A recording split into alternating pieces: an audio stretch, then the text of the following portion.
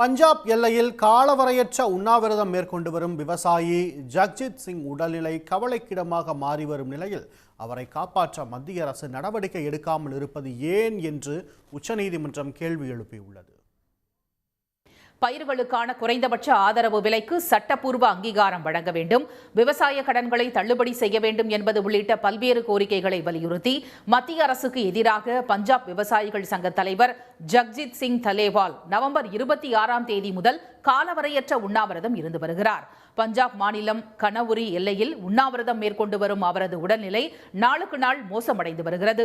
விவசாயிகளை பேச்சுவார்த்தைக்கு அழைக்காமல் மத்திய பாஜக அரசு பிடிவாதமாக உள்ள நிலையில் அவருக்கு மருத்துவ உதவி வழங்க பஞ்சாப் மாநில அரசுக்கு உச்சநீதிமன்றம் உத்தரவிட்டது. ஆனால் அதை ஏற்காததால் ஜக்ஜித் சிங்கின் உடல்நிலை பலவீனமடைந்து கவலைக்கிடமான நிலையை எட்டியுள்ளது. இந்நிலையில் உச்சநீதிமன்ற விடுமுறை கால அமர்வில் நீதிபதிகள் சூரியகாந்த், சுதன்சு துலியா முன் இந்த வழக்கு நேற்று மீண்டும் விசாரணைக்கு வந்தது. அப்போது பஞ்சாப் அரசு சார்பில் ஆஜரான வழக்கறிஞர் உண்ணாவிரதம் இருந்து வரும் ஜக்ஜித் சிங்கை விவசாயிகள் சுற்றி நின்று டிராக்டர்களுடன் அரண் அமைத்திருப்பதால் அவரை நெருங்க முடியவில்லை என்று கூறினர். மேலும் அவரை காப்பாற்றி மருத்துவமனைக்கு கொண்டு செல்ல பலவந்தமாக முயற்சி செய்தால் விவசாயிகளின் எதிர்ப்பு கடும் விளைவுகளை ஏற்படுத்தலாம் என பஞ்சாப் அரசு அஞ்சுவதாக தெரிவித்த அவர், இப்பிரச்சனையில் விவசாயிகள் மீது கடும் நடவடிக்கை அல்லது சமரசம் என இரண்டே வழிகள்தான் உள்ளன என்றார்.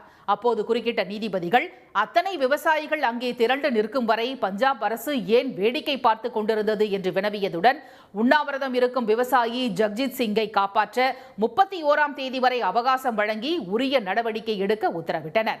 மேலும் இந்த சூழ்நிலையை மாற்ற மத்திய அரசு என்ன நடவடிக்கை எடுத்தது என்று கேள்வி எழுப்பிய நீதிபதிகள், இப்பிரச்சனையில் மௌனம் சாதிக்காமல் மாநில அரசுக்கு தேவையான உதவிகளை மத்திய அரசு உடனே வழங்க வேண்டும் என்று அறிவுறுத்தினர்.